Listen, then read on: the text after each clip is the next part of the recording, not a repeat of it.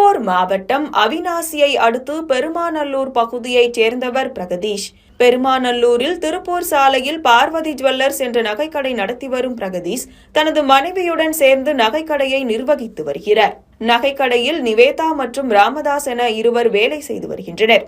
இந்நிலையில் கடந்த 24ஆம் தேதி இரவு வழக்கம் போல கடையை மூடுவதற்கு முன் பிரகதீஷ் கணக்கு பார்த்துள்ளார். அப்போது வெள்ளி பொருட்களில் 1 கிலோ எடை குறைவாக இருப்பது தெரியவந்தது.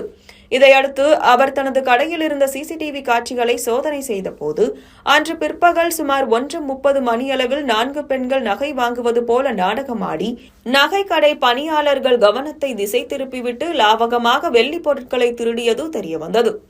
அதிர்ச்சியடைந்த பிரகதீஷ் உடனடியாக பெருமாநல்லூர் காவல் நிலையத்தில் புகார் அளித்தார். புகாரின் பேரில் சிசிடிவி காட்சிகளின் அடிப்படையில் விசாரணை மேற்கொண்ட போலீசார் ஈரோடு மாவட்டம் கோபிச்செட்டிப்பாளையம் அருகே டிஎன் பாளையம் பகுதியைச் சேர்ந்த கலைவாணி, ஜெயமாலா, தாரணி மற்றும் கொங்கர்பாளையம் பகுதியைச் சேர்ந்த சோபனா ஆகியோரை கைது செய்தனர். என்னம்மா நீங்க இப்படி பண்றீங்களம்மா?